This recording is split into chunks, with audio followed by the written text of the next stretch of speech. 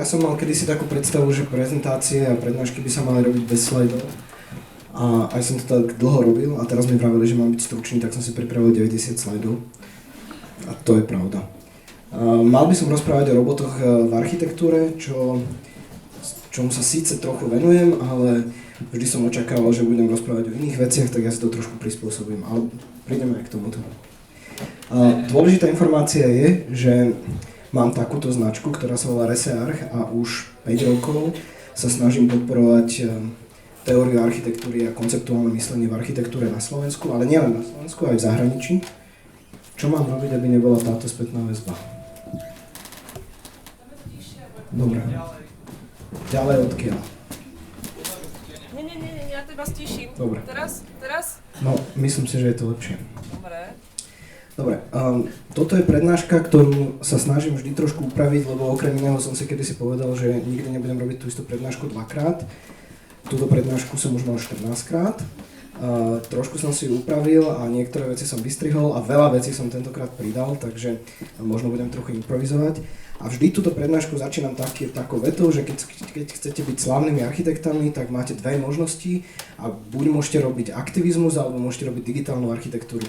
A neviem, či na tejto platforme by som si mal robiť srandu z aktivizmu, lebo to väčšinou robím.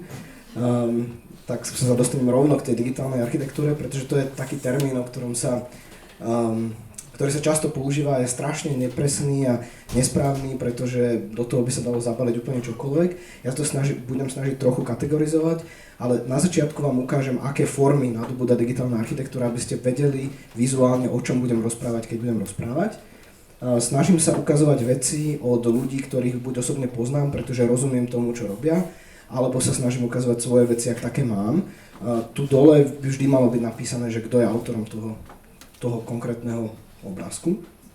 Toto konkrétne je Steven Ma, ktorý je čínsko, kanadsko, americko, rakúsko-fínsky architekt, ktorý je momentálne veľmi slávny v Číne, má už teraz expozíciu v čínskom pavilóne na Expo.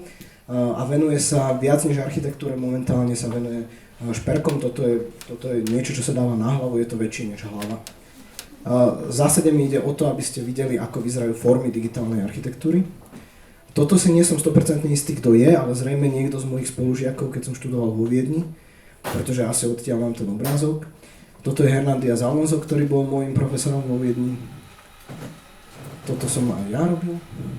No a dôležitá, teraz mám takú veľkú sériu obrázkov, ktoré som väčšinu z nich robil ja, pretože okrem iného sa venujem tomu, že učím, ako formy digitálnej architektúry navrhovať a ako pracovať so softvermi, ktoré dokážu generovať generatívne, emergentné a parametrické formy, čomu sa budem venovať trochu neskôr, ale zatiaľ by som chcel, aby ste videli, ako to vyzerá.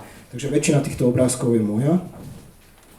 A väčšinou sú to nejaké teasery na lekciu, ktorú som pripravoval. Cez toto len tak prejdeme.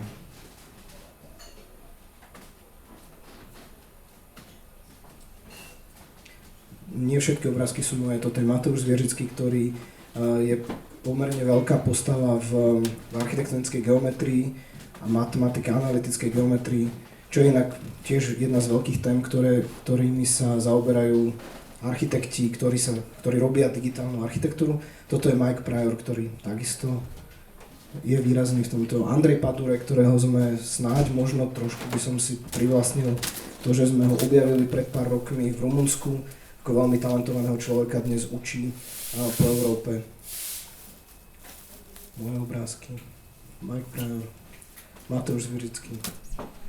A opäť moje, a opäť Mateusz. A opäť niečo moje. A opäť Andrej Padure. Tak, to len aby ste mali predstavu, ako tie veci vyzerajú. A teraz vám poviem, že prečo vyzerajú tak, ako vyzerajú.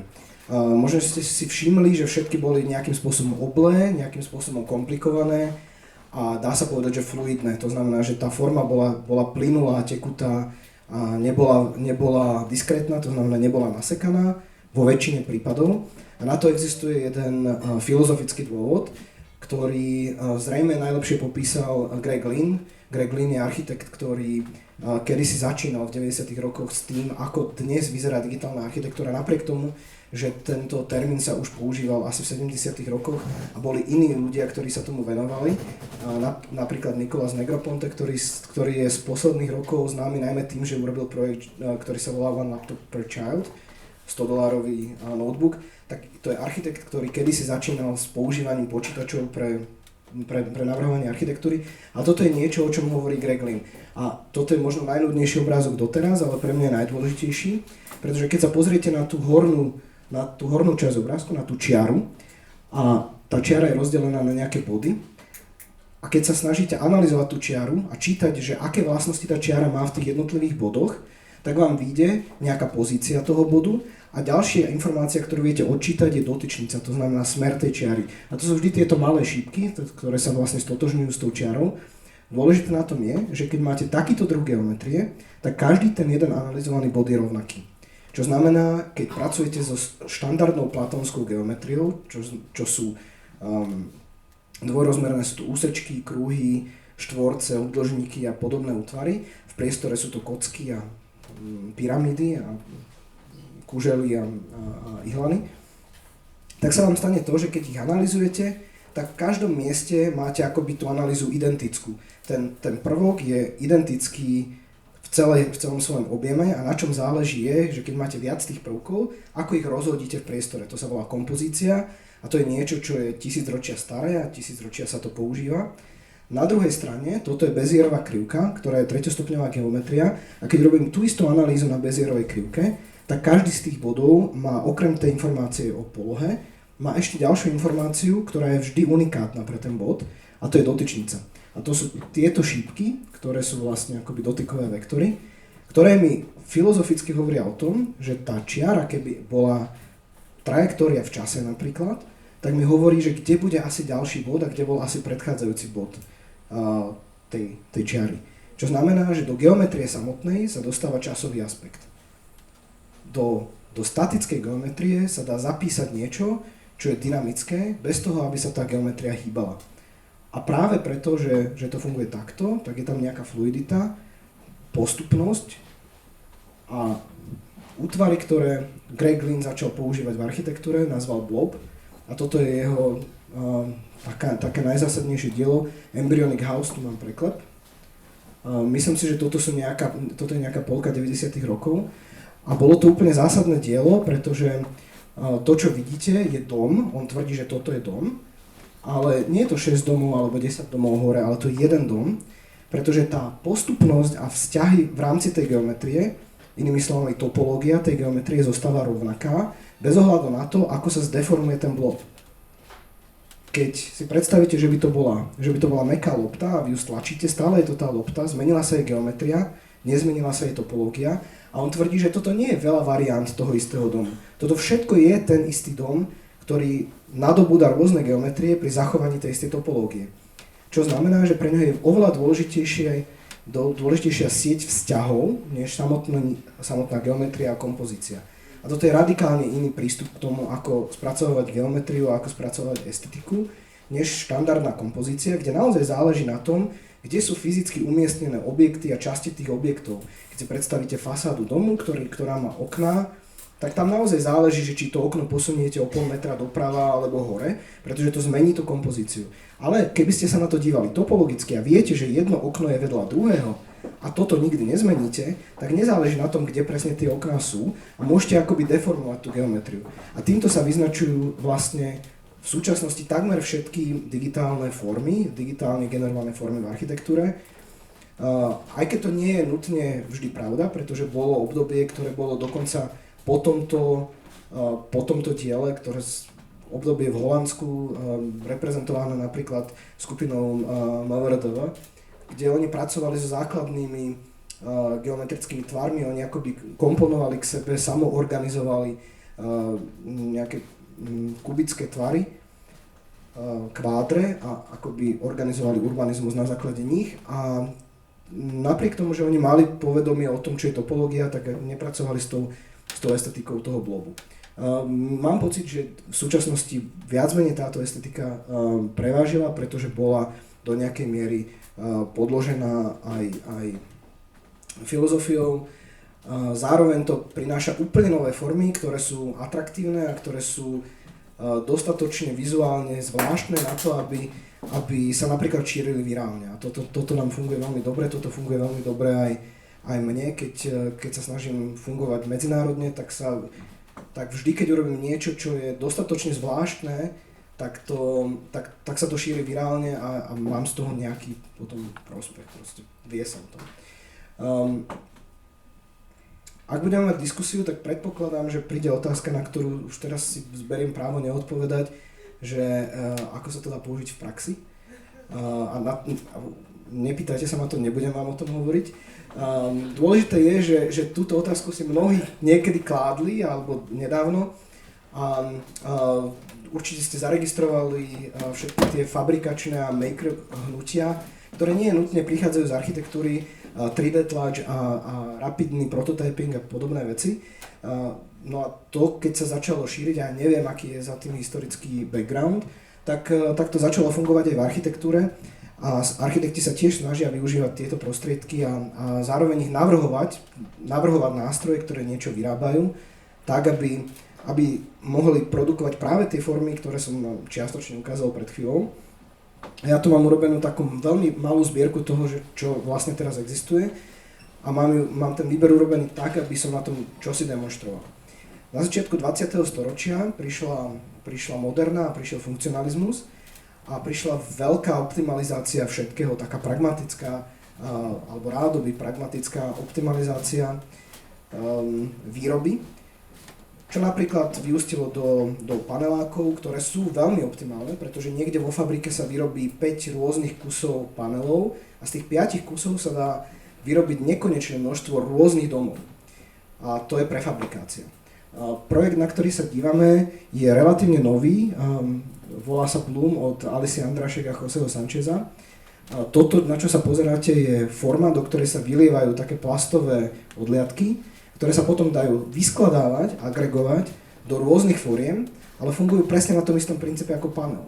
To znamená, že máme jeden kus, ktorý je ale oveľa sofistikovanejší a integrovanejší ako taký panel, toto je ten tvar, a vďaka tomu, že to má rôzne zárezy a rôzne otvory a rôzne tvary, tak sa k sebe dajú agregovať rôznym spôsobom a opäť z jedného prvku sa dá vytvoriť nekonečné množstvo rôznych agregátov, takých tých zloženín. Je to projekt, ktorý je akoby urbánna hračka, čiastočne pre deti, čiastočne pre dospelých. Urobili to pre olympijské hry v Londýne a potom sa táto istá vec opakuje v mnohých ďalších mestách. Práve pracujem na tom, aby Jose Sanchez prišiel v septembri na Slovensko na sympózium, ktoré sa snažím zorganizovať v tejto chvíli. Predbežne to mám potvrdené, takže sa veľmi teším, že niekto takýto príde. Toto je iný prístup k tomu, ako používať nové fabrikačné nástroje. Toto je Achim Menges, ktorý je profesor v Stuttgarte, prebral inštitút na univerzite po Frei Ottovi, ktorý nedávno zomrel, ale prebral to už teda dávnejšie. A Achim Menges je človek, ktorý v súčasnosti asi najviac používa nové fabrikačné nástroje na to, aby vyrábal nové zmysluplné veci, čo mňa osobne až tak nebaví a na druhej strane je to úžasne obdivuhodné. Toto je napríklad pavilón, ktorý postavili tak, že mali nejakú konštrukciu na otočnom podstavci, to mali v nejakom stane a v tom stane bol robotické rameno a to robotické rameno navíjalo uhlíkové vlákna a nakoniec na ten hotový tvar nanieslo živicu a vznikol takýto karbonový pavilón, ktorý je tak ľahký, že to vlastne akoby jeden človek dokáže umiestniť na nejaké miesto. Achim Menges je zaujímavý tým, že všetky tieto veci, ktoré realizuje a sú veľmi neštandardné, spĺňajú veľmi prísne nemecké stavebné normy, čo znamená, že toto by mohla byť legálne stavba v Nemecku, tým pádom aj na Slovensku. Má takýchto stavieb pomerne veľa. Asi tu nemám ten obrázok, ale má takú taký projekt, že má drevené bunky, alebo teda tvary, také otvory drevené, ktoré sú zakryté drevenou dýhou, ale tá dýha je narezaná na veľa častí. A on urobil niekoľko pokusov, alebo teda veľa pokusov na to, ako rezať tú dýhu, lebo dýha je vlastne tenký plát, tenká vrstvička dreva a to drevo sa dá rezať buď po vlákne, alebo proti vlákne, alebo rôznymi spôsobmi. A drevo navždy žije a keď sa mení atmosférická vlhkosť, tak to drevo sa vlastne akoby stáča, navždy sa bude buď zatáčať, alebo vyrovnávať podľa rôznej vlhkosti. Ale podľa toho, ako to narežete, tak pri tej istej vlhkosti môže sa buď otvoriť, alebo zatvoriť. No, má vlastne taký projekt, kde vlastne má navrhnutú takú fasádu, ktorá je kompletne z dreva, nie je tam žiadna elektrika, ona sa otvára a zatvára podľa toho, aká je atmosférická vlhkosť. A to je tiež jedna z vecí, kde sa dajú použiť také tie digitálne návrhové postupy a zároveň tá estetika. Asi ste si všimli, že mňa viac zaujíma tá, ani nechcem hovoriť estetika, lebo to je veľmi zneužívané slovo, skôr formálne prejavy toho, čo tieto digitálne postupy prinášajú. Mark Forness, The Very Many. Toto je pomerne starý projekt, myslím tým, že má asi viac ako 10 rokov. Tu ale už vidíme jeden zásadný posun oproti tomu rúžovému projektu Bloom, kde bol jeden prvok, z ktorého sa dalo vyskladať obrovské množstvo rôznych agregátov. Tu máme obrovské množstvo veľmi príbuzných prvkov, tak tie drevené akoby kosti, čo vidíte, tak každá z nich je iná, ale sú príbuzné, pretože sú všetky vyrobené jednou technológiou a z obrovského množstva príbuzných, ale rôznych prvkov sa dá vyskladať jedna konkrétna vec, čiže to je akoby opačne. Môže sa zdať, že toto je menej optimálne ako prefabrikácia, toto je digitálna fabrikácia alebo rapidná fabrikácia. A nie je to menej optimálne, pretože vďaka tomuto vieme vyrábať oveľa zložitejšie tvary. A keď máme nejaký digitálny fabrikačný nástroj, v tomto prípade napríklad laserový vyrezávač, ktorý funguje tak, že dáte plát nejakého plošného materiálu do toho laserového vyrezávača a on chodí tou laserovou hlavou a reže, tak takémuto laserovému rezaču je úplne jedno, či reže milión rovnakých kúskov alebo milión rôznych kúskov. Čiže ono to nie je vôbec náročnejšie vyrobiť milión rôznych kúskov, ale zároveň nám to umožňuje veľmi presné, zložité tvarovanie a už nemusíme zostávať pri pravidelných, a nechcem hovoriť pravouhlých, ale pri uniformných tvaroch alebo opakovaní jednej nejakej tvarovej bunky, ale môžeme pracovať s tou formou úplne voľne. Toto je úplne zásadný posun, pretože prináša jednu takú úvahu, ku ktorej sa asi vrátim neskôr. Toto je tiež Mark Forness, The Very Many. Iný prístup, teraz tu nie je veľké množstvo rôznych prvkov, ale sú to dve vrstvy hliníkového plechu, ktorý je narezaný. Tie hviezdičky, ktoré tam vidíte, sú otvory, ktoré sú tak narezané, aby sa ten plech dokázal ohýbať do týchto konkrétnych tvarov. A vďaka tomu, že je to tak presne vypočítané, tak toto má opäť takú pevnosť pri 2 mm plechu, že na vrchu môže skákať človek a nepohne sa to vôbec. Čiže toto by opäť spĺňalo nejaké stavebné normy, keby to bolo niekde v exteriéri, tak to legálne môže byť budova. Okrem toho, že má nejaké technické inovácie a formálne inovácie, pre mňa, ja tam vidím jednu ďalšiu takú zásadnú vec, ktorá je architektonická, je teoreticko-architektonická, keď na začiatku 20. storočia, keď sa objavili prví modernisti a prví minimalisti, tak napríklad Mies van der Rohe sa veľmi často zaoberal témou prepojenia alebo vzťahu interiéru a exteriéru, toho, čo je vo vnútri a čo je vonku. A on priniesol riešenia, alebo teda interpretácie, ktoré sa vlastne akoby používajú dodnes, v tom čase boli radikálne. Robil napríklad to, že na prízemí mrakodrapu urobil sklenú fasádu, čo bolo dovtedy nevídané a vôbec, že bol sklený mrakodrap, to bolo oceľovo sklená stavba, bolo niečo nové, ale on urobil sklenú fasádu na prízemí práve preto, aby akoby tvrdil, že exteriér vniká do interiéru a interiér opačne vychádza von a ono to aj veľmi dobre fungovalo, ľudia to čítali a doteraz to čítajú a doteraz to architekti robia, čo je inak smutná vec, že témy, ktoré boli radikálne pred 100 rokmi, 100 a viac rokmi, sú dodnes považované za radikálne a akoby nie sú úplne príjmané. a to je nejaká všeobecná verejnosť, tam by som sa až tak nad tým nepozastavoval, ale to, že to veľmi často takto vnímajú architekti, je pomerne smutné. Ja tu teraz som chcel zdôrazniť skôr to, že v architektúre existujú témy napríklad vnútra a vonkajšku. No a keď sa pozriete na tento útvar, tak sa pokúsme sledovať, že čo je vonku a čo je vo vnútri. Že ktorý povrch je vonkajší a ktorý povrch je vnútorný. No tak keď sa dívam na túto časť, tak to zrejme je vonkajší povrch a on zrazu vôjde a je vo vnútri v konštrukcii.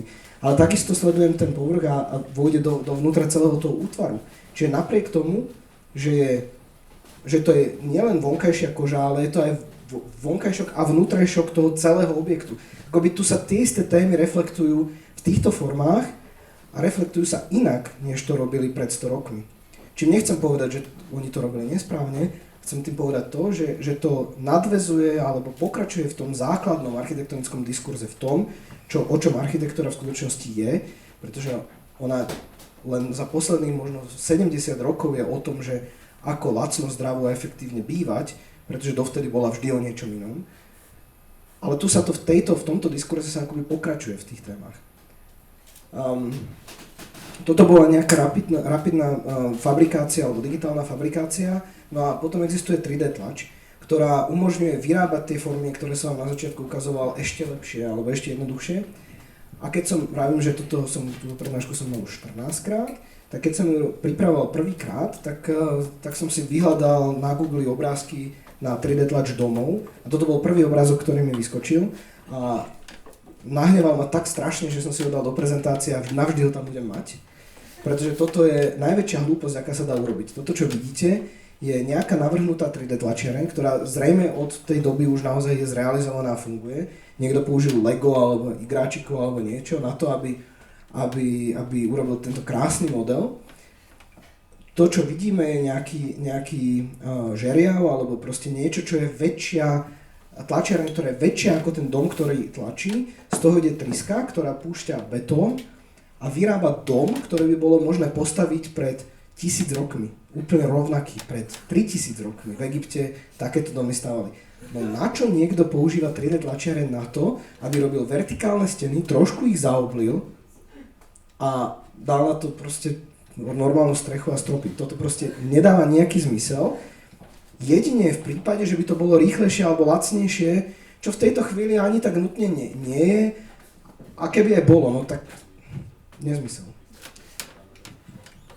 Ale 3D tlač betónu je pomerne bežná vec už dnes.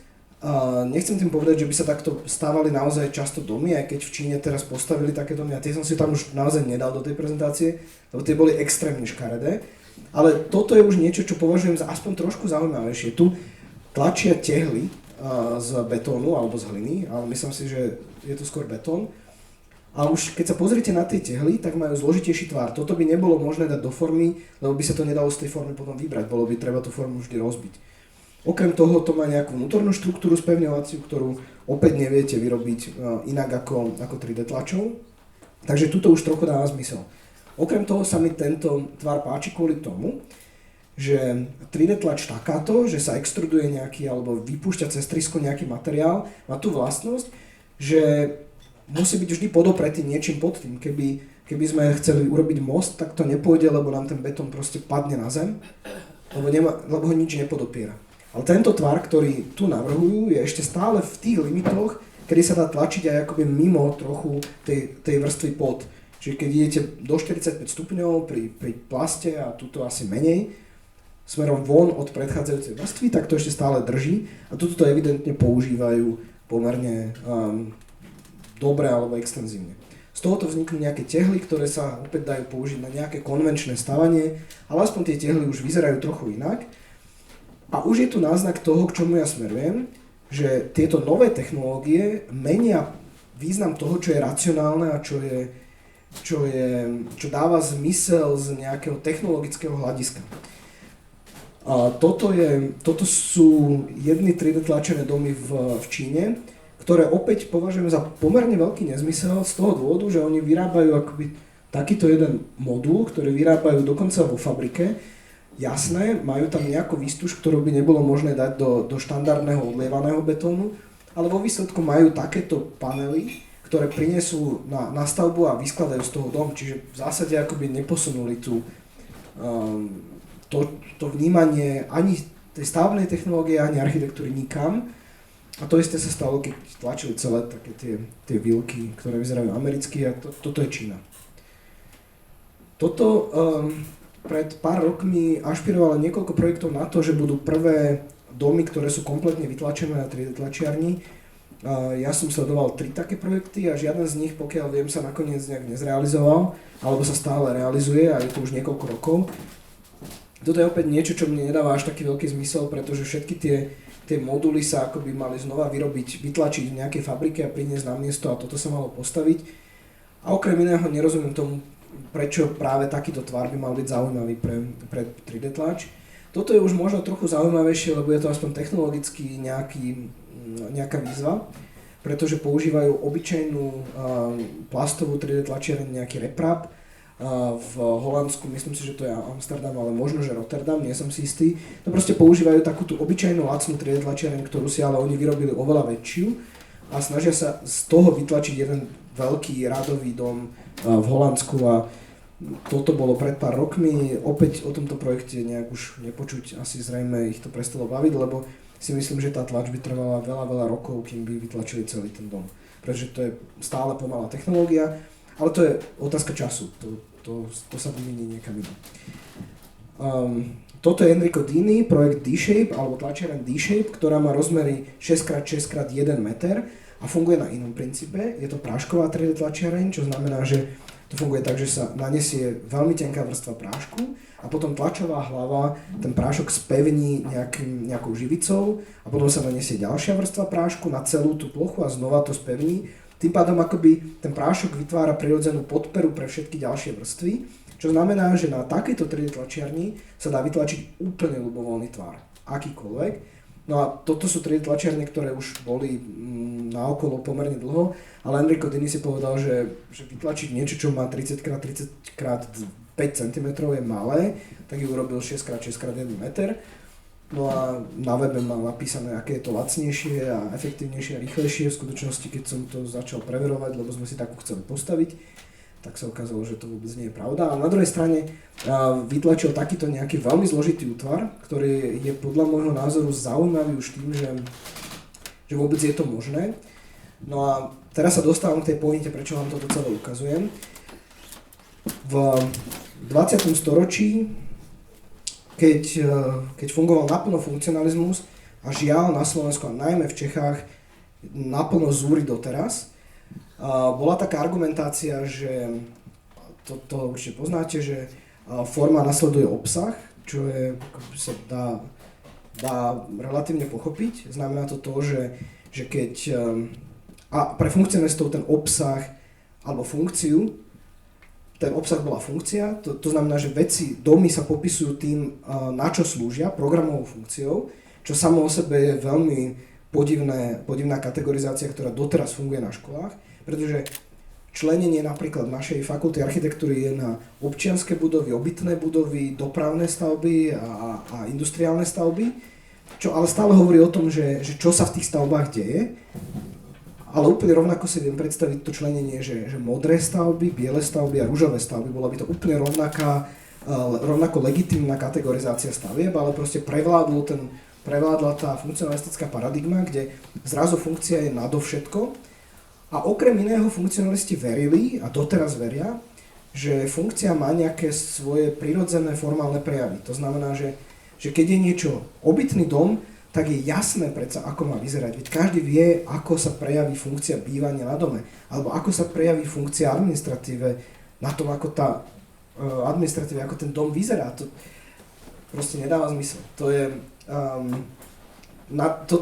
Toto sa riešilo už v 70. rokoch, kedy napríklad Rainer Benham, teoretik architektúry, hovoril o tom, ako na konci druhej svetovej vojny v Amerike vláda vytvárala propagandu na to, aby vytvorila dva svety, mužský a ženský, kde mužský bol taký ten pracovný, administratívny a reprezentovali to downtowny a mrakodrapy a ženský boli tie predmestia, ktoré poznáme zo všetkých tých amerických seriálov a jednoducho pretláčali aj túto estetiku. A to je proste rozhodnutie nejakých ľudí. To nie je prirodzená vlastnosť tých vecí. Ale nie k tomu, toto je len časť toho, čo chcem povedať. Druhá časť je, že funkcionalisti okrem toho, že veria týmto hlúpostiam, veria tomu, že niektoré veci sú prirodzené z konštrukčného hľadiska. A tomu sa hovorí tektonika. Tektonika je v tvare prejavená konštrukcia. Čo znamená, že napríklad my tu teraz vidíme tieto priehradové nosníky, preklady, o ktorých keď trošku človek rozumie statike, tak presne vie, ako prenášajú sily a vidí to v tej estetike, alebo cíti, ako tá vec vyzerá. My keby sme ich nevideli, tak je to proste skryté. A sú veci, sú také prístupy k dizajnu vo všeobecnosti, ktoré sa snažia odhalovať, ako veci fungujú vnútorne, a sú prístupy, ktoré sa to snažia zakryť. Opäť Rainer Venem hovorí o tom, že povedzme v 40. 50. rokoch autá, ktoré sa stavali v Európe, sa snažili vyzerať tak, ako fungujú. To znamená, že sa snažili vyzerať tak, že toto je koleso, tu je motor, toto je hnaná náprava a tak toto celé drží. A v Amerike sa vtedy začali stavať tie obrovské Cadillacy, ktoré mali tie krídelka a boli ružové a mali také všelijaké svetlá, strašne veľa chromu. A to boli autá, ktoré sa nesnažili vyzerať tak, ako fungujú, ale snažili sa vyzerať ako spoločenský status. A teraz nejde o to, že čo je správnejšie alebo lepšie, to je dôležité si uvedomiť, že tie veci nie sú samozrejme. Že to, že niečo nejak funguje, ešte neznamená, že to je prirodzený vonkajší prejav toho, ako to funguje. A ja sa teraz vrátim k architektúre. Keď v architektúre je presvedčenie, že odhaliť to, ako funguje stena, stĺp, preklad, okno, fasáda, je to, čo je to prirodzené, lebo toto je to najzákladnejšie a odhalujeme to na kosť a sme úprimní, tak technológia, napríklad 3D tlačie, toto celé zabila, pretože v tejto chvíli je akoby úplne jedno, či máme tehlu, ktorá je kváder 1:2:3, alebo máme niečo takéto. Pretože to stojí rovnako, trvá to rovnako veľa času, rovnako veľa materiálu sa spotrebuje a rovnako dobre to funguje. Akoby už neexistujú argumenty toho typu, že veď to je prirodzené. Pretože v tejto chvíli sa dá urobiť absolútne čokoľvek. A to nie je budúcnosť, toto je niekoľko rokov starý obrázok. A my keď naozaj dokážeme vyprodukovať absolútne čokoľvek, tak nám sa úplne nabúrali tie funkcionalistické hodnoty a my musíme hľadať, že čo teda ideme robiť a hľadať si iné východiská, než boli tie, o ktorých sme si doteraz mysleli, že sú pragmatické a racionálne, lebo už v tejto chvíli naozaj nie sú. To isté platí o tom Markovi Fornesovi, o tej agregácii množstva rôznych prvkov do jedného, pretože tam už neplatí, že jeden rovnaký prvok, jeden panel je to najracionálnejšie alebo to najprirodzenejšie a tým pádom najkrajšie, lebo to tak nie je. Toto je príspevok k tejto diskusii od týchto dvoch v tom čase študentov, ktorí povedali, že teda keď naozaj môžeme robiť čokoľvek, tak robíme napríklad toto. A ja opäť nechcem tvrdiť, že máme robiť toto, ale myslím si, že toto je snáď úprimnejšie, než urobiť obyčajný kváder. No a potom do toho vstupuje robotika. No a preto by som tu vlastne mal byť. A ja ešte stále sa nedostanem úplne k tej robotike, ešte stále mám jeden veľký blok, ktorý si stále myslím, že je zaujímavejší. Ale keď som hovoril o 3D tlači domov, tak tie tlačiarne, ktoré som vám doteraz ukazoval, boli všetky väčšie ako tá vec, ktorú tlačili. Čiže si predstavte, že máte obrovský stroj, ktorý vo vnútri vyrába nejaký menší dom. No a toto je jeden z prvých takých projektov, ktoré som zaregistroval, že fungujú inak, ale možno, že nebol prvý. Mám k tomu vymyslenú historku, aj mám tu veľa vymyslených historiek. Tá vymyslená historka je, že Norman Foster, ktorý je jeden z najvýraznejších architektov britských, predstaviteľ high-tech architektúry a momentálne už pomerne starý človek, si myslím, že mal jednu veľkú ambíciu, už mu teraz chodia po Londýne autobusy, ktoré dizajnovalo jeho štúdio, kedy si mal najväčšie štúdio na svete. No, myslím si, že rozmýšľal takto, že keď raz budeme kolonizovať Mesiac alebo Mars, tak budeme tam potrebovať stavať nejaké domy. A keď tá doba príde, tak niekto ich bude musieť navrhovať. Tak on ich navrhne ako prvý, lebo nech jeho domy sa stavajú na Mesiaci. No ale urobili jednu veľmi zaujímavú vec, ale v skutočnosti to bola nejaká súťaž Európskej vesmírnej agentúry, to je v zásade jedno. Urobili jednu zaujímavú vec a to nie je jeho vynález, ale dáva to veľký zmysel. Oni na ten mesiac neprepravujú všetok materiál, prepravujú takéto malé roboty, ktoré nesú so sebou iba to pojivo, ten glej, ktorý spája ten práškový materiál, a ten práškový materiál tam je prach na povrchu, tak oni zobrali ten existujúci prach a spevnili ho na to, aby spravili nejakú stavbu. Čiže prvýkrát v tejto prezentácii tu máme niečo, čo je menšie ako to, čo produkuje, a vyrába to tú stavbu. Čiže ten robot je menší, alebo tá triedlačereň je menšia ako tá stavba, ktorú stavia. Konkrétne tieto stavby mne sa zdajú zbytočne konzervatívne na to, čo tá vec doporučuje a čo zrejme na tom mesiaci by bolo možné a vhodné. Tu mám už niekoľko videí, v skutočnosti tu mám pomerne dosť veľa videí v tejto prezentácii, ešte sme sa dostali k prvému. Roboty sa používajú v architektúre už pomerne dlho a ja neviem, prečo vlastne je to teraz taká veľká vec, a predpokladám, že je to kvôli financiám, lebo jeden takýto robot stojí napríklad 60 000 eur, čo ešte nedávno bola obrovská suma. Dnes už sú veci tak drahé, že to už nie je až tak obrovská suma, ako by sa mohlo zdať. Druhý dôvod je asi v tom, že vďaka rozvoju toho, čomu hovorím digitálna architektúra, architekti dnes vedia programovať. A to je to, čo ja robím, ja učím architektov programovať. A preto to architekti vedia používať. Ale toto je jeden z takých tých úplne najtriviálnejších spôsobov, ako využiť robota, robotické rameno, že proste berie nejaké prvky, v tomto prípade tehly, a agreguje ich, proste skladá ich k sebe a vie to robiť autonómne a automaticky. Toto je projekt, ktorý zrejme ste zaregistrovali, toto je to isté, až na to, že to nerobí robotické rameno, ale robí to dron. Čiže dron akoby zoberie tehlu a položí ju na nejaký agregát, na nejakú štruktúru, ktorú stavia. Je toto. Tento projekt je zaujímavý tým, že pokiaľ viem, tak tie dróny sú autonómne a môže ich byť ľubovoľne veľké množstvo a bude to stále fungovať. No a toto je jeden z najnovších projektov, kde sa používajú roboty. Toto je viedenské štúdio Kub Himmelblau, ktoré je pomerne významné v svetovom meritku, alebo teda veľmi významné. Je teda prvá liga architektúry. No a toto je prvý projekt realizovaný, kde priniesli roboty na stavbu a tie roboty na stavbe vyrábajú kusy tej stavby. V tomto prípade sú to nejaké panely a tá vizualizácia je otrasná samozrejme, ale je to zaujímavé. Proste prvýkrát preniesli fabriku na to samotné miesto tej stavby.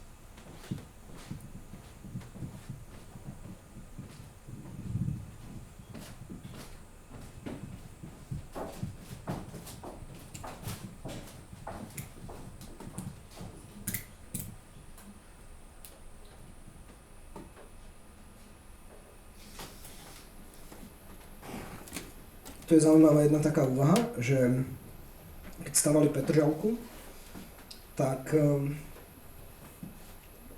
sa snažili optimalizovať financie a panelák sa stavia tak, že je žeriav, ktorý je na kolejniciach, pohybuje sa po tej kolejnici a nosí panely a proste kladie tie panely.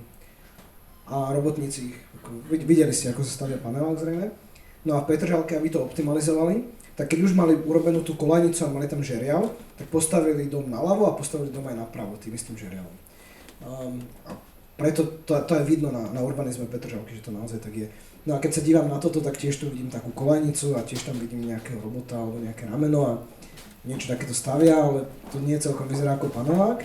Ale aj tak sú to nejaké prefabrikované, v tomto prípade na mieste prefabrikované moduly, ktoré sa dávajú na ten povrch. No a potom sú projekty, ktoré ma bavia trochu viac. A tu sa opäť dá, napriek tomu vám to poviem. A raz, keď som to hovoril na jednej konferencii, tak kamarátovi, ktorý je profesor v Boloni, tak mi povedal, že síce to, čo si hovoril, nie je v praxi pravda, ale v skutočnosti to pravda je, lebo tak to pôvodne chceli. Čiže ja vám teraz poviem tie dve historky. To, čo ja si strašne želám, že to, na čo sa dívame, je jeden z tých ambicióznych projektov, ktorý chcel byť prvý 3D tlačený realizovaný dom. A ja som vždy tvrdil, že toto, čo teraz poviem, nie je pravda. Že nie je pravda, ale chcel by som, aby toto bol ten tvar, ktorý je ideálny a optimálny na to, aby bol stávaný rojom robotov, čiže roboty, ktoré akoby vedeli šplhať vo vnútri tej konštrukcie, aby tá konštrukcia bola taká, aby tie roboty sa v tom vedeli naozaj hýbať, prichytávať sa toho, čo už je postavené a stavať niečo ďalšie. Že toto by bol ten racionálny tón, ten racionálny tvar pre tú technológiu, ktorú teraz máme.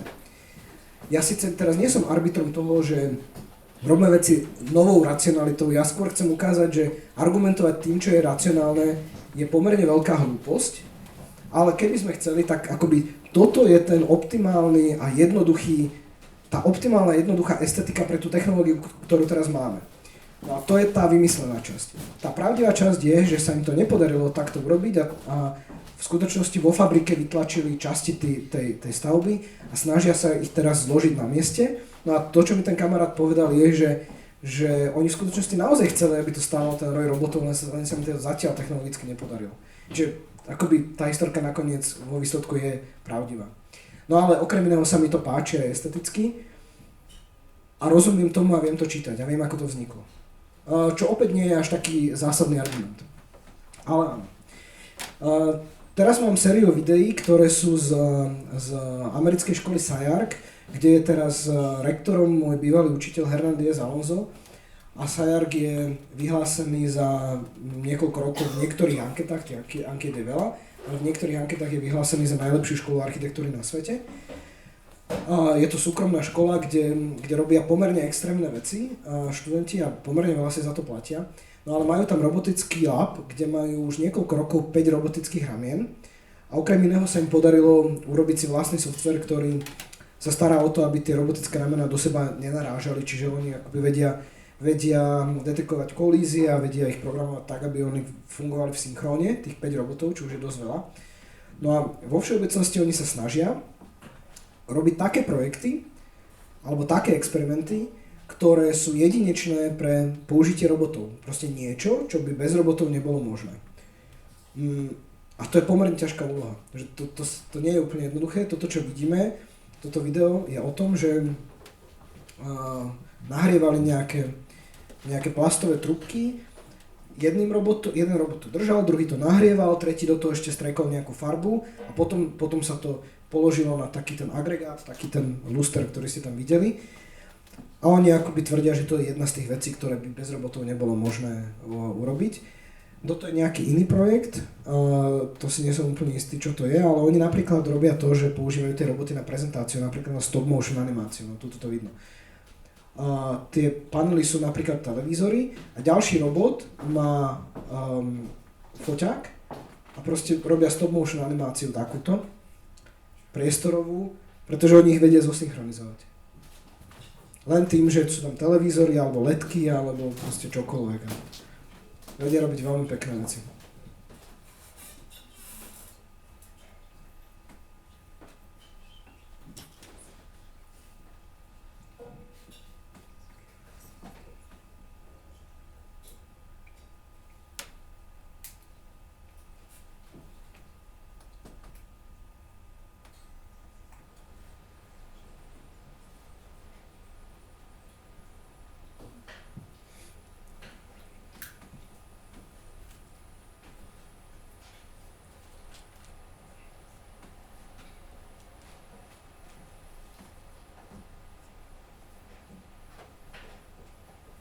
No, takže tak. No a toto je skupina z Viedne, ktorá je pre robotiku snad najzásadnejšia v súčasnosti, volajú sa Robots in Architecture. Budúci týždeň Johannes Braumann, ten hlavný človek odtiaľto, príde sem k nám, pozrieť sa na nášho robota a vôbec sa kamarátiť. Toto je nejaké ich promo video. Oni programujú softvery pre architektov na to, aby používali roboty. A sú to také univerzálne programy, ktoré umožňujú napríklad nasadiť na robot nejaký obrábací nástroj a ním obrábať nejaký prvok. Ale to, čo sme videli tu, je opačne, že robot drží ten obrábaný prvok a to je nejaký odporový drôt, ktorý je fixný a ten robot akoby hýbe polystyrénom a vyrezáva do neho nejaké tvary, ktoré by inak bolo veľmi ťažké vyrobiť. Napríklad toto. Nebudem vám to ukazovať celé. OK. Ešte stále som sa nedostal k nášmu robotovi, lebo my máme tiež robota, takéhoto. Našťastie.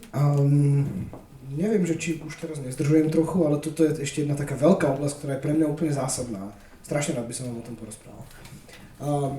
Toto je to, o čom väčšinou prednášam, a teraz to prebehnem veľmi rýchlo. Keď ja som študoval architektúru, čo je už nie je to až tak dávno. Začal som pred 15 rokmi a skončil som pred 3, tak asi tak. Prvé 3 roky nám zakazovali používať počítače. Keď už som mohol používať počítač, tak sa mi stala taká vec, že prišiel docent, ktorý učil poľnohospodárske stavby, opäť že to funkcionalistické členenie, a bol to expert na stajne. Pozrel sa na môj projekt a povedal mi, že toto ja nebudem hodnotiť, ja neviem, čo ste navrhli vy a čo počítač. A on v tom čase nemal pravdu, lebo som všetko navrhol ja. Dnes by možno mal pravdu, lebo väčšina z toho, čo robím, väčšinu z toho čiastočne navrhuje počítač, a ja by som to tu chcel kategorizovať, že ako. Ale je to úplne šialené, akože predstaviť si, že zakazovať používať počítače, okrem iného, momentálne je to povinnosť komunikovať napríklad so štátnou správou digitálne. Argument ľudí, ktorí sa doteraz boja použitia počítačov alebo akoby zaznávajú použitie počítačov v architektúre, je taký, že počítač je nič, pretože to je len taká inteligentnejšia ceruska, ktorej sa povie niečo, čo urobí, a potom to sama urobí, a v zásade aj tak ten architekt je ten hlavný umelec. Majú pravdu vo väčšine prípadov. Ja tu preskočím toto. Ja mám rozdelený digitálny prístup do 4 takýchto kategórií, z toho 3 existujú, 4 navrhujem. A nie je to úplne takéto univerzálne členenie, ani sa o to nepokúšam, ani to za to nevykladám. Hneď prvá skupina sú presne tieto inteligentné ceruzky, že sa počítač dá použiť na to, že mi strašne zjednoduší prácu. Tak toto je niečo, čo ja keď v úvodzovkách naprogramujem, a toto som naozaj urobil, lebo väčšinu vecí, ktoré robím, programujem, tak to programovanie niečoho, čo mi generuje takýto druh mrakodrapu, mi trvalo pol hodinu, a potom si tam ja zmením iba nejaké parametre a všetky ostatné súvislosti sa mi zmenia s tým a viem vyrobiť obrovské množstvo takýchto mrakodrapov za veľmi krátku dobu. V zásade ale nerobím nič iné, ako keby som mal v ruke ceruzku a papier a kreslil by som to ručne. Len každá jedna z tých variant by mi trvala 2 týždne, alebo mne aj mesiac, a to mi trvajú naozaj že pár minút. Takže áno, dajú sa veci zjednodušovať a radikálne zrýchlovať. A jedno z tých, a toto ja nazývam, že je to automatizácia dizajnu alebo navrhovania. A jedna z tých vecí, ktoré sa veľmi často dejú aj v nejakom digitálnom umení alebo v umení vo všeobecnosti, je zobrazovanie matematických funkcií. A toto je jedna z nich, toto je Halvorsenov atraktor, ktorý je veľmi krásne zobrazený, vyrendrovaný, ale je to proste matematická funkcia, ktorá sa pustí 1 000 000 krát, alebo vypočíta sa pre 1 000 000 rôznych vstupov, a toto je výsledkom, a v zásade tam akoby sa nedieje nič, čo by sa nedalo urobiť ručne, manuálne alebo mechanicky. Druhý stupeň nazývam parametrickým dizajnom, a tu je to také rozporuplné, lebo toto je niečo, čím sa označuje tá digitálna architektúra vo všeobecnosti, že je to parametrické navrhovanie. Okrem iného parametrický dizajn je vedná disciplína, ktorá má nejaké svoje pravidlá, ale pre toto moje členenie je toto, čo ja vám poviem, asi najjednoznačnejšia kategorizácia, napriek tomu, že nie je úplne jediná. Parametrický dizajn je taký, že keď si predstavíte, že pri tej automatizácii viete urobiť množstvo identických prvkov jedným ťahom, akoby si poviete, že idete robiť plot, ten plot má nejaké vertikálne tyčky a tých tyčiek je 350. Miesto toho, aby ste ich kreslili 350 krát, tak poviete, že 350 krát táto tyčka, čiže to je automatizácia. Parametrický dizajn je podobný v tom, že tiež máte množstvo nejakých prvkov alebo množstvo nejakých úkonov a pre každý jeden z tých prvkov robíte nejaký druh rozhodnutia. A to rozhodnutie je z dola hore. To znamená, že sa dívam na ten celok a v rámci toho celku robím rozhodnutie. Toto, čo ukazujem, je panelovanie. Toto je taký ten úplne najzákladnejší príklad, ktorý sa učia študenti, keď sa učia niektorý z tých generatívnych nástrojov alebo parametrických. Toto je povrch, ktorý by mohol byť napríklad fasádou, ktorý je rozdelený na panely. A tie panely, každý z nich, pre každé z nich je urobené nejaké rozhodnutie. V tomto prípade To rozhodnutie sa volá, že ovplyvnenie atraktorom. Atraktor sú tie 3 čierne bodky. Atraktor je nejaká iná geometria, ktorá je blízko alebo ďaleko. A v závislosti od toho, ako je ďaleko, tak sa mi zmení veľkosť toho panelu.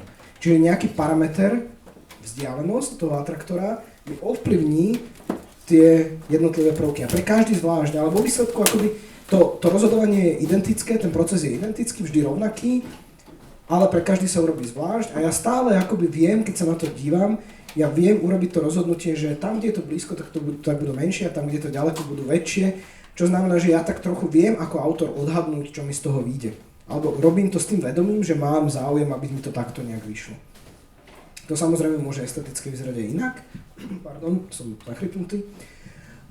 Môže to vyzerať aj inak a môžu byť tie atraktory a tie vplyvy môžu byť rôzne, tak tu sú to napríklad aj tie dierky, alebo aj samotný ten tvar toho povrchu a tých panelov.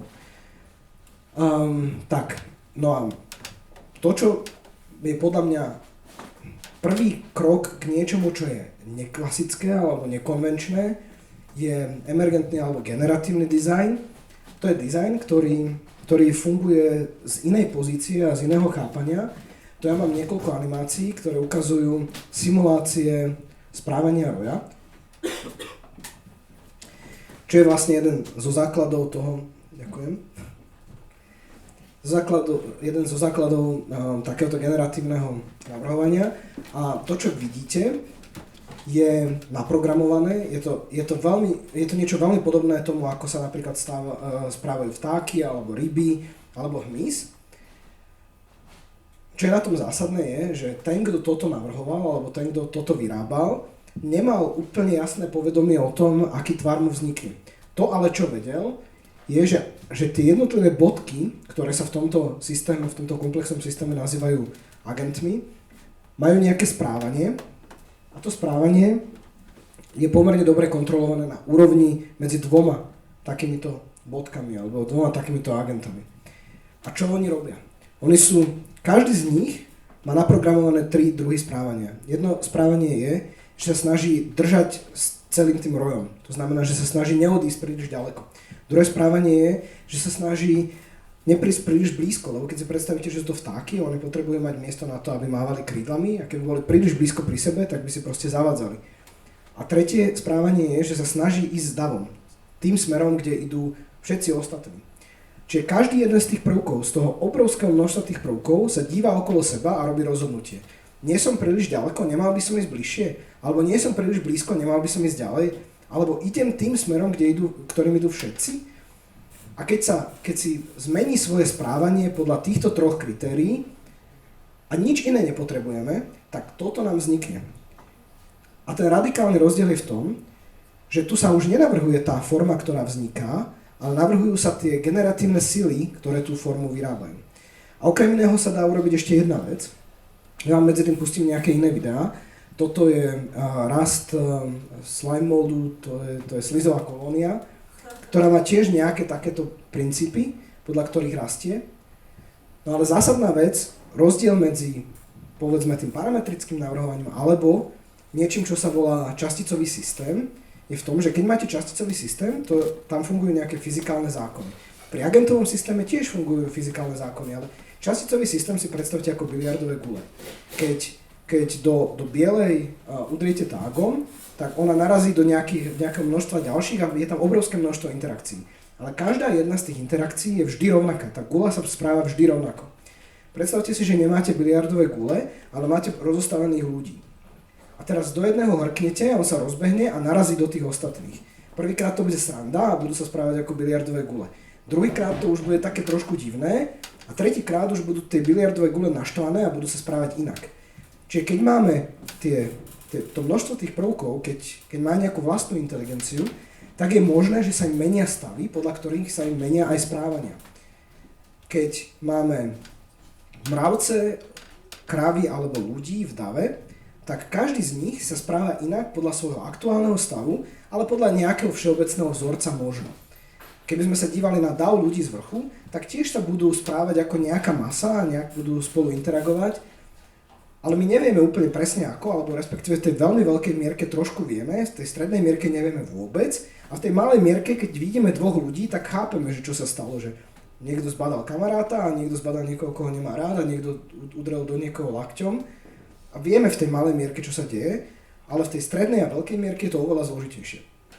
No a pri navrhovaní môžeme robiť veci, môžeme robiť takéto simulácie komplexných systémov, kde navrhujeme tie jednotlivé správania, alebo preberáme ich z prírody a my nevieme, čo bude výsledkom tej formy, ale vieme úplne presne, čo sú tie generatívne sily. My vieme úplne presne, čo sa deje v tých malých mierkach. A tie ovplyvnenia sa dejú obojstranne. Čo znamená, že keby sme mali len dve zvieratá niekde, ktoré za sebou... Bol jeden taký projekt, že namočili mravcom nožičky do nejakej potravinárskej farby a tie mravce chodili, proste kreslili tvary. A my keď sa dívame na tie mravce, my vieme, čo tie mravce robia, tie dva. Ale to, čo nám nakreslia, to akoby takmer nevieme, ale keď už sú dva, tak oni medzi sebou interagujú a správajú sa inak, ako keby bol jeden.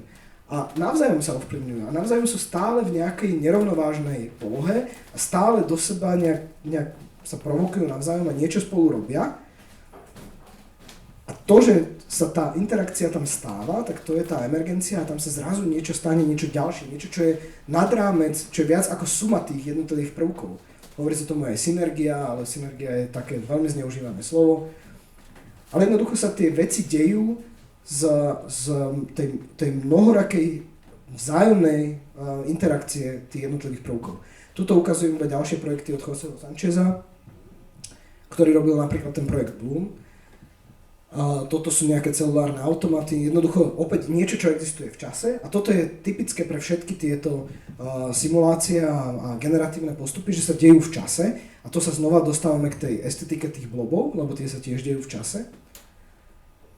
No a ešte pred časom bolo relatívne málo projektov, ktoré by akoby architektonických, ktoré by používali tieto simulačné postupy. A toto bol jeden z nich od talianskej skupiny Codeit, a toto je screenshot z jedného z workshopov, ktorý sme s nimi organizovali vo Viedni. Tu je nejaká simulácia roja a ten roj proste letel a ich trajektórie sú obalené do nejakej geometrickej formy a to, ako ten roj bol na začiatku nastavený a ako sú tie vlastnosti nastavené, nebolo úplne náhodné. Medzi tým ja som sa rozhodol, alebo respektíve poviem, ten limit toho je v tom, že zatiaľ ako to používame v architektúre je pomerne smiešne, pretože my iba preberáme jedna ku jednej simulácie alebo správania, ktoré sú odpozorovateľné z prírody. To znamená, že vieme, ako sa správajú mravce, vieme, ako sa správajú muchy, vieme, ako sa správajú ryby a vieme, ako sa správa slis a my to proste len zopakujeme a vyjde nám forma. No a mne sa zdá, že je to jedna z vecí, ktoré je veľmi dobre chápať, ale bolo by dobre to posunúť niekam ďalej a som presvedčený, že veci sa posunú ďalej až vtedy, keď sú vyčerpané. No ja som sa proste rozhodol, alebo toto keď som takto prednášal, tak som vedel, že toto ešte nie je to, čo by som si želal, aby sa dialo, ale najprv sa to musí vyčerpať. Proste musí sa to toľko používať, že už bude tá potreba to posunúť ďalej, ale ešte stále sa to nepoužívalo až tak veľmi, pretože bolo veľmi komplikované toto urobiť, naprogramovať. No tak som sa rozhodol, že urobím k tomu taký jednoduchý softwarový nástroj, knižnicu k tomu najpoužívanejšiemu nástroju, ktorý sa volá Grasshopper.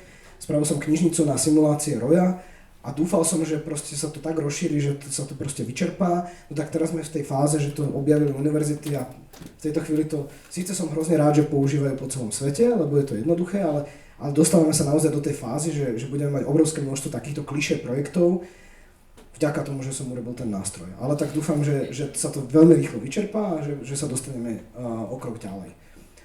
Jeden z tých prvých ľudí, ktorí použili tento môj nástroj je Števo Lopušník, ktorý končil školu minulý rok tu v Bratislave a toto je časť jeho projektu, kde on simuloval takýto nejaký malý roj a vo výsledku mu vyšla nejaká forma. Tá forma vyzerala, alebo sa generovala nejako takto.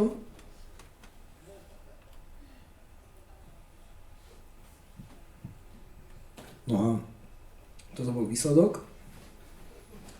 Čo sa mi zdá, že v tomto kontexte bolo v tom čase úplne radikálne.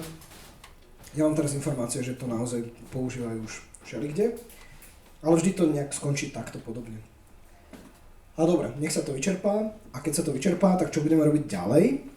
A ja by som bol rád, keby sme prestali kopírovať tie tie odpozorované javy z prírody, ale začali si navrhovať tie malé správania, tie malé interakcie množstva prvkov, ktoré môžu byť dokonca v rôznych mierkach, tie prvky môžu byť obrovské a môžu obsahovať nejaké iné prvky v sebe.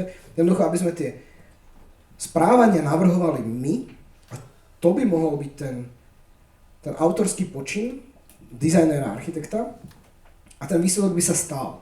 Ale nestal by sa na základe prírodnej simulácie, ale nejakej zmysluplnej, architektonickej, dizajnerskej, umenovednej simulácie. No a teraz sa konečne dostávam k tomu, že čo robíme tu a čo robíme s robotom. Moja značka Research robí veľa rôznych vecí a v poslednej dobe robí veci, ktoré sa volajú, že Research Lab.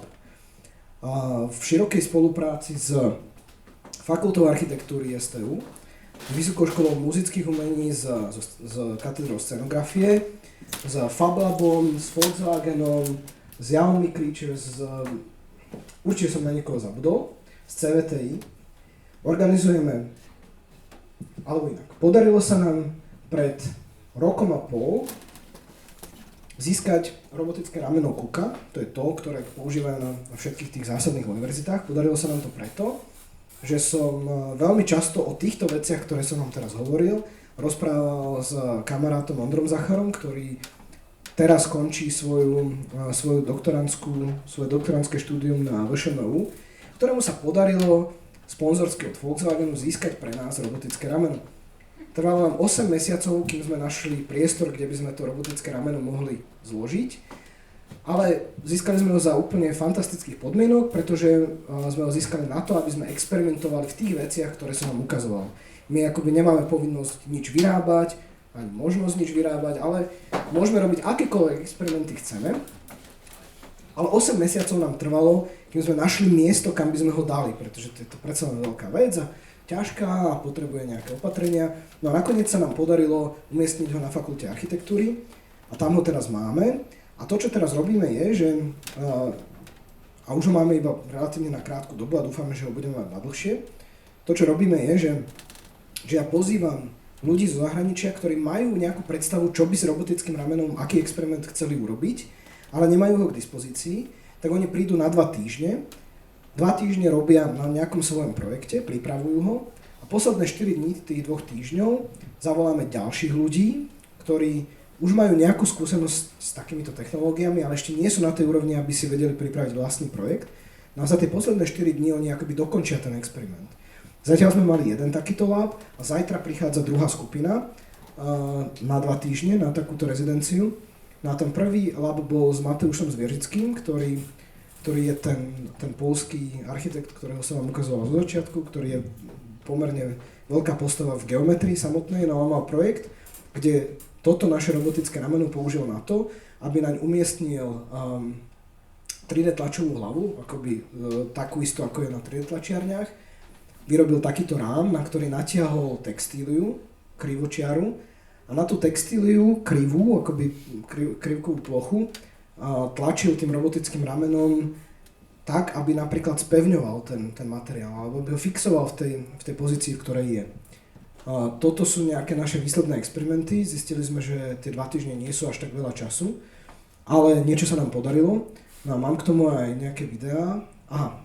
Ešte predtým, než tie videá, tak toto je video z MIT, kde, a to som zistil až počas toho, ako sme to robili, v zásade robia niečo podobné, ale s iným zámerom.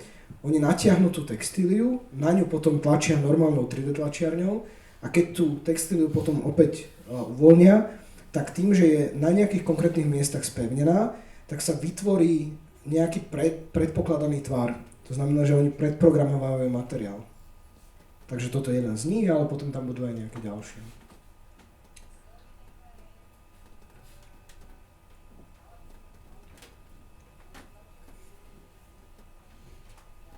Toto je človek, ktorý sa volá Skyler Tibbets a vymyslel niečo, čomu on hovorí, že 4D tlač, ale v podstate sú to programované materiály.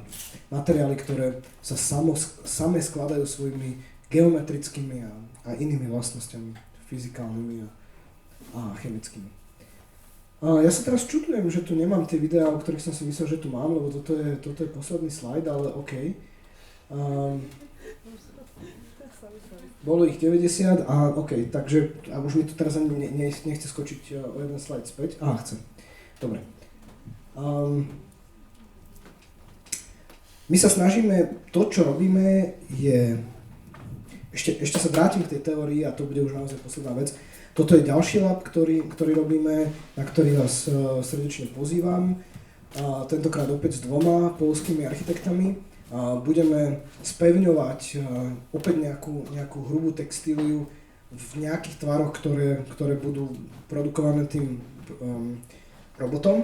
No ale o čo sa vo všeobecnosti snažíme, toto si určite opíšte, o čo sa vo všeobecnosti snažíme, čo by som bol veľmi rád, aby sa stalo, je, že keď som vám ukazoval animácie tých simulácií, a toto už vieme veľmi dobre robiť, vieme veľmi dobre simulovať v počítači komplexný systém mnohých prvkov, ktoré medzi sebou interagujú, ktoré vo výsledku nám zjavia alebo uskutočnia nejakú výslednú formu. Toto vieme robiť v počítači a ja by som bol veľmi rád, keby sme ten emergentný proces vyniesli čiastočne von z počítača a aby niektorí z tých aktérov, ktorí navzájom obojstranne vedia komunikovať a majú vlastnú hlavu a vlastnú inteligenciu a vlastnú logiku, aby existovali vo fyzickom svete. A ja nechcem namáčať mravcom nožičky do potravinárskej farby, ale máme k dispozícii robota. A pracujeme na tom, aby sme malými kročkami sa dostali k tomu, aby ten robot vedel interagovať s tým, s čím im narába. Takže keby sme mali napríklad úplne základnú vlastnosť toho robota, že by frézoval, že by akoby vyrezával sochu z dreva. Ja by som bol veľmi rád, keby on videl, čo robí a robil rozhodnutia v reálnom čase. A naopak to, čo spracováva, bolo tiež nejakým spôsobom inteligentné a vedelo reagovať v čase. Čiže obrábaná vec a vec obrábajúca, aby na seba reagovali obojstranne v reálnom čase. Aby sme tú simuláciu dostali von z počítača, stále tou logikou a tým veľkým poučením, ktoré sme vďaka tým počítačom získali, pretože bez nich by sme to poučenie nemali, a chceli by som ho dostať von do toho fyzického sveta. No a mali sme pripravené veľké výskumné projekty, ktoré nám finančne nevyšli, ktoré mali vyrobiť platformu na to, aby ten robot naozaj bol interaktívny, lebo v tejto chvíli nie je. V tejto chvíli je to stroj, ktorý má 6 osí, ktorým viete povedať, ako sa majú nastaviť, viete mu povedať dopredu, ako sa má hýbať, a on sa tak bude hýbať, ale nikdy nebude o tom rozmýšľať, že čo robí. Ale ja by som chcel, aby v každom momente robil veľa rozhodnutí, nielen on, ale aj to, s čím narába. No a všetky tieto projekty sa snažia nájsť technologické limity alebo riešenia, ale aj estetické a formálne alebo koncepčné limity toho, o čom hovorím. Aby sme sa v relatívne blízkom čase dostali do stavu, kedy ten robot bude niečím, čo nie je len výrobný nástroj, ale aj nástroj navrhovania. Nie úplne autonómny bez autora, ale dostatočne inteligentný na to, aby priniesol niečo, čo je nenáhodné, ale neočakávané a nové. A to je asi na všetko.